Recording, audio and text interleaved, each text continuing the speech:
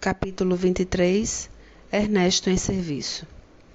A obra de assistência espiritual por parte de Fantine e Evelina avançava com segurança entre as melhoras de Túlio e os testames de reaproximação com Desidério, que não se desvinculava de Elisa, então relegada às próprias reflexões do sanatório a que fora conduzida. O trabalho para Ernesto se fazia, porém, cada vez mais difícil, porquanto o adversário não perdia a ocasião de arrancar-se contra ele através de acusações e achincalhes. Por outro lado, as condições orgânicas de Elisa pioravam, de dia para dia, e os seus esforços, no sentido de abeirar-se dela, redundavam quase nulos. Preocupado com o rumo da situação, procurou Ribas, a quem expôs o problema, inquirindo por que motivo um espírito sofredor e enrijecido nas ideias de vingança adquirira tamanho poder de penetração, a ponto de apontar-lhe as mínimas falhas de caráter. Ah, meu amigo, confessou o instrutor. Nossos irmãos, atrelados ao desespero e à revolta, encontram razões para censurar-nos sempre que preferimos desempenhar na Terra a função de personalidades legendas. Como assim? Muitas vezes somos no mundo titulares desses ou daqueles encargos, se que venhamos a executá-los de modo efetivo. Costumamos ser maridos legendas, pais legendas, filhos legendas, administradores legendas. Usamos rótulos sem atender às obrigações que eles nos indicam. Entendeu? Igualmente, já fui esposo legenda na terra, isto é, casei-me, abracei compromisso de família, mas acreditei que as minhas responsabilidades se limitavam a ostentar a chefia da casa e a pagar as contas de fim de mês. A rigor, jamais compartilhei as inquietações da companheira na educação íntima dos filhos, e que me lembre, nunca me sentei junto de qualquer deles para sondar-lhes as dificuldades e sonhos, conquanto lhe exigisse conduta que me honrasse o nome. Assinalando a delicada objurgação, Fantine viu-se mais uma vez espicaçado pela própria consciência. Concluía sinceramente, de si para consigo, que não fora o esposo e o pai que deveria ter sido. Somente ali, naquela instância espiritual, depois da morte do corpo físico, percebia nas duras refregas da autocorrigenda que o dinheiro não faz o serviço do coração. Sentindo-se rebaixado, triste, absteve-se de quaisquer divagações nos temas da consulta, ao passo que o mentor, risonho, deteve-se a confortá-lo nas despedidas. Nada de desânimo. Ouçamos os opositores nas críticas que assaquem contra nós, buscando aproveitá-las com a humildade que nos mostrem de verdade e de útil. Usemos essa chave, Fantine. A humildade, ela funcionará com acerto na solução dos maiores enigmas. Sejamos cristãos autênticos, amando, servindo, desculpando. Atento às lições constantes do amigo, consagrava-se Ernesto cada vez mais aos místeros da fraternidade legítima, fosse tolerando as diatribes da mulher debilitada pelo sofrimento ou suportando com resignação heróica os baldões do irmão infeliz, sempre disposto ao escapamento verbal. Depois de 26 dias de frequência correta ao clima de serviço, verificou surpreso que Serpa-se, pela primeira vez, vinha ao encontro da futura sogra.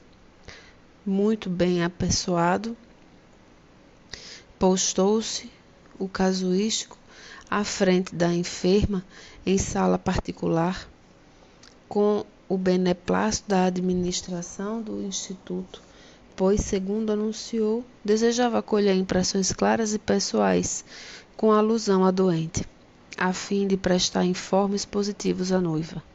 Em derredor de ambos, apenas os dois acompanhantes desencarnados, Desidério e Fantine, ambos ansiosos pelos resultados da entrevista. Quando se acharam a sós, Elisa expôs, com palavras serenas de mãe, o desejo de abraçar a filha, a fim de que lhe testemunhasse a sanidade mental e lhe patrocinasse o regresso para a casa, sensibilizando tanto Fantine que a Desidério pela atitude humilde que se vazava às súplicas de mulher derrotada pelas circunstâncias. Serpa, no entanto, contrariou a inflexível. Absolutamente. A senhora não terá alta, assim como pretende, pois os prognósticos a seu respeito não ajudam. Por quê? As informações relativas ao seu comportamento não nos autorizam a retirá-la. Comportamento? Que comportamento? Continua chorando sem propósito, conversa sozinha, interpela as sombras. Simplesmente não sou compreendida. O que vejo, vejo. Vera telefona diariamente e os enfermeiros são concordes em declarar que as suas perturbações não diminuíram. Serpa, admoestou Elisa, carregando a voz de mal-estar. Apesar de tudo, insisto com o seu cavalheirismo a fim de que me traga Vera. Para quê? Para traumatizá-las com as suas fantasias? Não acredita que sua filha já sofreu bastante com os seus choros em noites em claro? Oh, Serpa, a senhora sabe que já sou quase seu genro. Tenho direito de interferir. Não sei quem teria o direito de interferir entre os mães e os filhos, reivindicou a enferma, suplementando cada palavra com inflexão de profunda tristeza. Não reclamo contra a sua ingerência nos negócios da minha casa, a ponto de me achar interditada no tocante a emitir um simples cheque. Não se lamurei, atalhou Caio, agressivo. Aceitei o papel de ser seu procurador, por exigências de sua filha. Tenho servido que me baste e não disputaria a condição de seu empregado. Não lamento e conto com a sua honestidade para proteger os interesses de minha filha. Quanto a mim, que quer dizer? Quanto a mim, vocês dois não se afligirão por muito tempo. Alguns palmos de terra. Por que fala nisso? Que há de mais? A morte é o fim de todos nós. E se a senhora se expressa dessa forma para comover-me, está muito enganada. Oh, meu Deus, só desejava ver minha filha. Pois enquanto não se normalizar, enquanto não puder recebê-la sem causar-lhe impressões negativas, não conseguirá. Mas por que me impõe essa recusa, se sempre recebi você em minha casa como se fosse meu filho? Mentira! A senhora me detesta. Não me expulsou porque Vera não permitiu, porque sou o homem que ela escolheu para lhe dirigir o futuro. E ante a penosa estupefação da doente, e saiba que tanto ela quanto eu estamos fartos de saber que a senhora já viveu sua vida e que precisamos viver a nossa. Não será uma sogra velha que frustrará nossos planos. Inopinada, revolta anuviou o cérebro de Elisa, que se aprestou para a reação, exclamando frenética: infame! Surgida a indignação, Desidério, o desencarnado que a rigor lhe controlava todas as faculdades, senhoreou-lhe a mente de forma espetacular, e a crise se desencadeou dominadora, terrível. Elisa, possessa, investiu sobre o visitante, buscando asfixiá-lo, a meio a intempéries de que lhe estranhava da boca. Serpa recuou sobre indisfarçável espanto, dando lugar à paciente enfermeira que imobilizou a viúva, ao mesmo tempo que, de outro lado, Ernesto, a pulso, impediu os movimentos desordenados do companheiro. Restabeleceu-se a ordem. A moça de serviço reconduziu a doente para o quarto, apoiada no concurso de 2 auxiliares, e voltou para as escusas. Não se aflija, doutor. Foi uma crise como tantas. Isso passará. Compreendo, revidou Caio gentil. Dona Elisa sempre me tratou com carinho de mãe. Pobre amiga, tem os nervos positivamente destrambelhados. Enquanto a conversa prosseguia, Fantine segurava Desidério amistosamente, coadjuvado por outros tarefeiros desencarnados em atividade no sanatório. Um deles solicitava prisão para o agitado agressor, ao passo que os demais informavam que, desde a entrada de Elisa no estabelecimento, era ele o prestativo e pacato acompanhante da enferma, que encontrava nele um amparo a um amigo. Ouvido alusões e encarceramento provável, o pai de Evelina percebeu que se achava diante da possibilidade de perder-se da criatura querida e acerenou-se. Valeu-se Ernesto da circunstância e o apresentou como sendo para ele um irmão caríssimo, no instituto de sossegar as sentinelas, acentuando que o pobre se debandara ligeiramente à vista de certas provocações da família. Entretanto, ele, Fantine, estava ali justamente a fim de ajudá-lo a se desvencilhar de quaisquer lembranças destrutivas. Dispensaram-se os guardas. Depois disso, Ernesto convidou o rival a segui-lo no que foi atendido, sentando-se ambos em espaçoso banco de jardim próximo. Desidério chorava colérico, impedido que se vira a surrar o amigo como desejara. Você viu? Que crápula! Explodiu, encarando Fantine com expressão menos cruel. Não sei por que ainda não aniquilei esse pulha de serpa. Primeiro assassinou um colega, o advogado Túlio Mancini. Depois matou minha filha aos poucos. E agora quer arrastar Elisa após furtá-la descaradamente. O amigo fitou-o com bondade e ajuntou.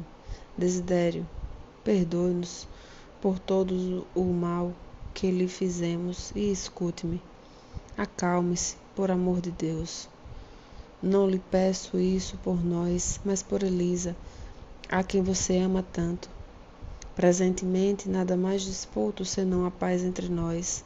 Tranquilize-se para arrostarmos a realidade.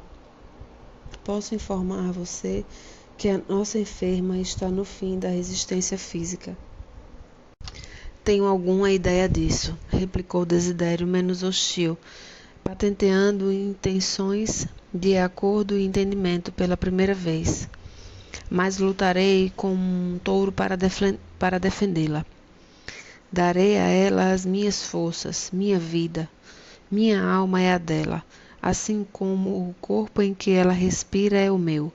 Habitamos a mesma cela de carne. Pensamos pela mesma cabeça. Graças a Deus, concordou Fantine com humildade. Compreendi que é assim e que assim deve ser, demonstrando o elevado grau de despersonalização que ia adquirindo.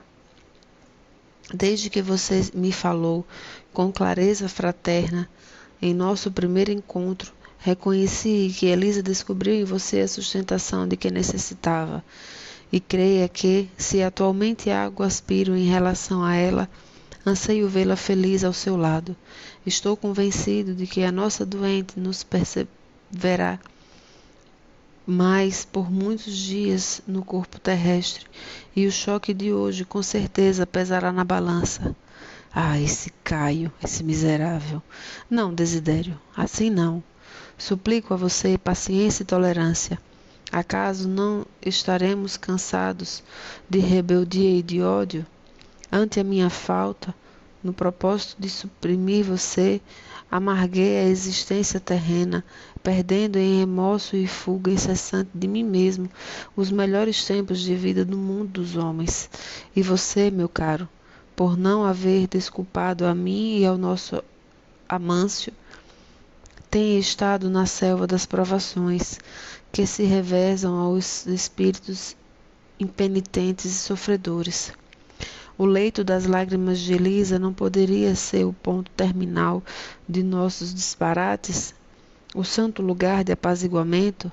Elisa se libertará dos suplícios corpóreos e nós, meu amigo? Que será de nós se, largado o corpo da matéria pesada, continuamos de espírito atormentado nas ideias de culpa e condenação, crime e castigo? Ela partirá. Desidério, porém, transtornado pelos argumentos que lhe anunciavam separação, bradou impulsivo: Elisa não partirá de meus braços, não me abandonará, não a deixarei. Inúteis, Desidério, quaisquer protestos nossos contra a força da vida. As leis de Deus se cumprirão. Elisa sustenta-se em você, mas igualmente ama a filha, e sabendo-se irremediavelmente afastada da ternura filial, inconscientemente aspira à morte e há de tê-la mais depressa, depois que se certificou das atitudes, mais depressa, depois menos felizes de Serpa. Com toda a certeza, a pobrezinha se deterá no pensamento da desencarnação, supondo-se no rumo direto da sua companhia. No entanto, verificar-se-á o imprevisto. A morte vai situá-la em polos opostos ao seu. Ela não tem a sua estrutura mental, nem a sua disposição para demorar-se nesses sítios. Ressentida hoje contra o genro, amanhã saberá absolvê-lo e patrociná-lo, acomodando-se com o mensageiro da vida maior, através da oração. Apesar do temperamento irritadiço que lhe conhecemos, não odeia a ninguém e nunca demonstrou vocação para a vingança.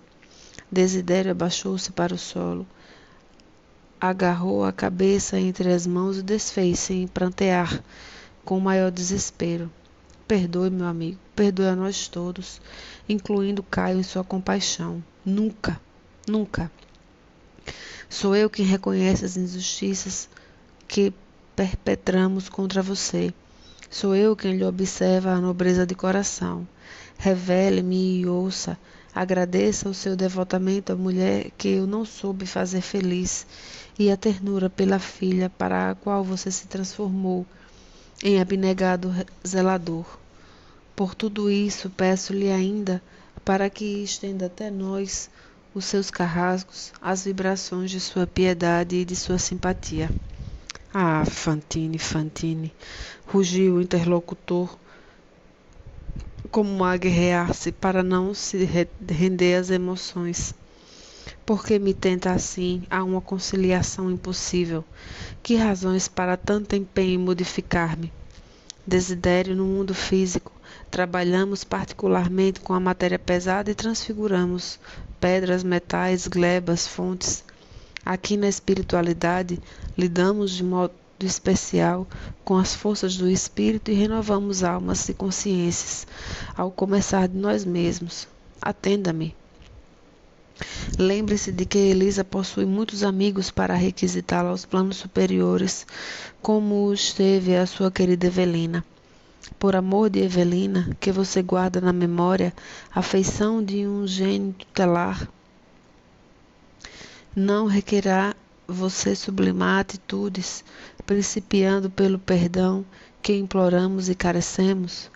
Evelina, Evelina, minha filha, suspirou desventurado em lágrimas copiosas.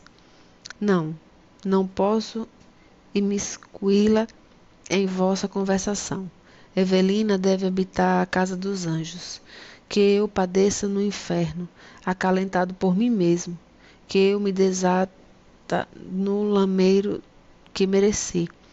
Mas que a felicidade abençoe minha filha nos céus. E se ela própria vier um dia ao seu encontro para advogar nossa causa, amparando-nos rogar a sua misericórdia de credor para nós outros, os seus devedores?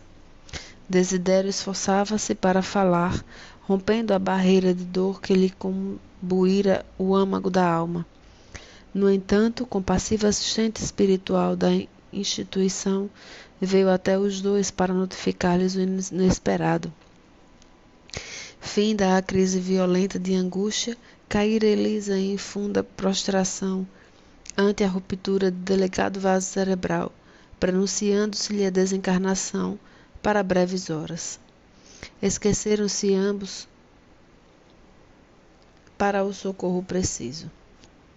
Através de telefonemas às pressas, Vera e Serpa, alarmados, cientificaram-se quanto ao novo rumo que imprimia a situação e, juntos, demandaram o estabelecimento encontrado Elisa agonizante em ambiente de tranquilidade e carinho.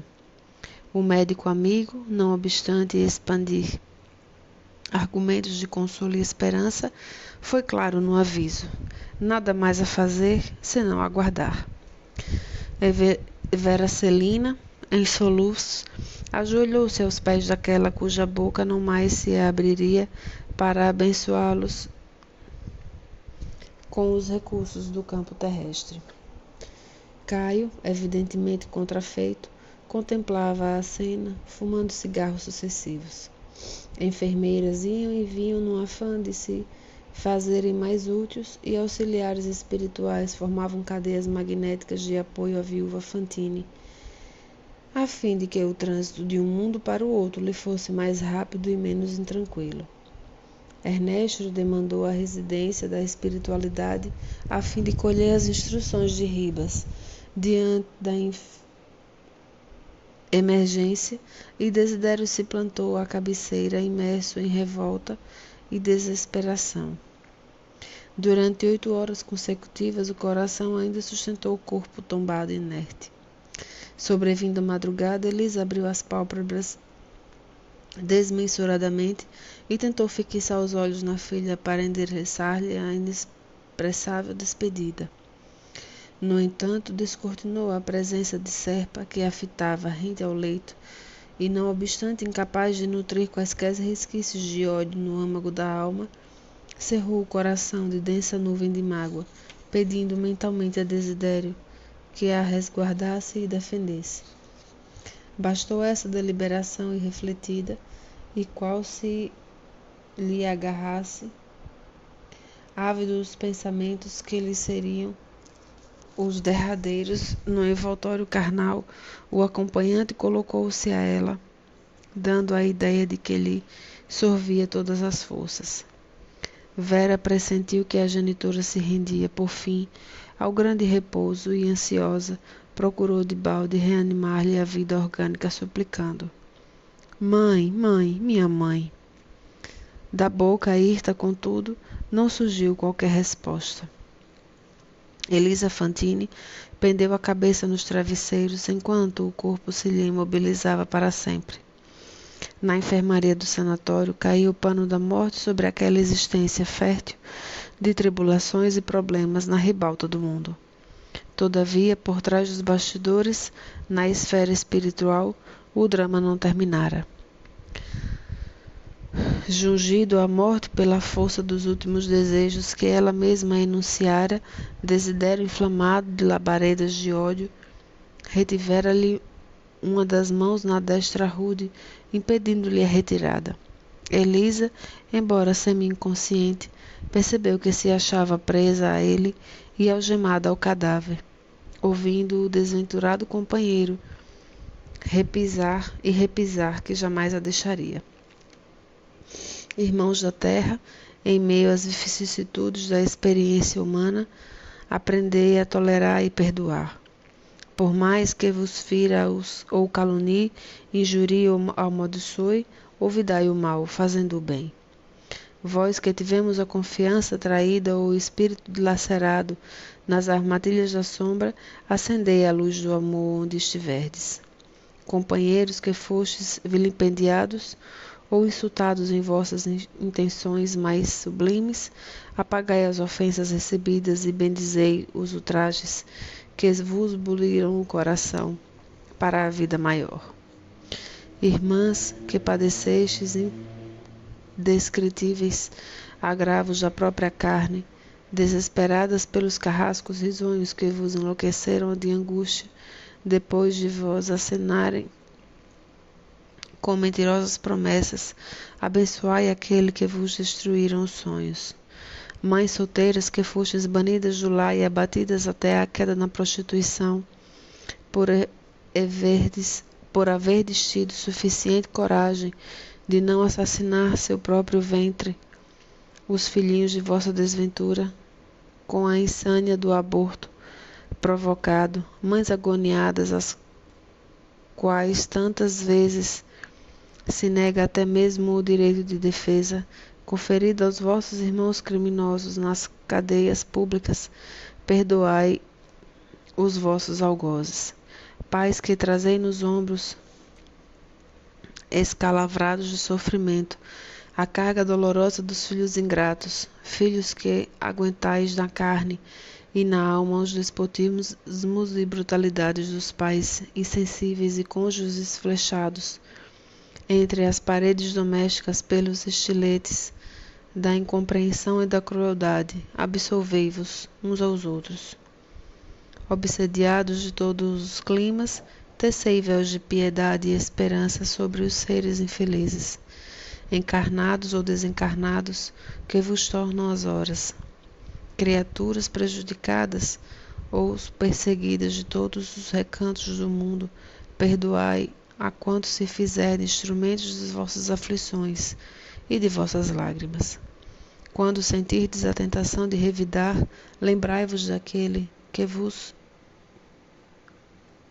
concitou a amar os inimigos e a orar pelos que vos perseguem e caluniam. Recordai o Cristo de Deus, proferindo ser condenado a condenar, porque, em verdade, quantos praticam o mal não sabem o que fazem. Concedei-vos de nós as leis da morte, não executam ninguém, e não vos esqueçais de que, no dia do vosso grande adeus, aos que ficarem nas instâncias da prova, somente pela bênção da paz e do amor, na consciência tranquila, é que podereis alcançar a suspirada libertação.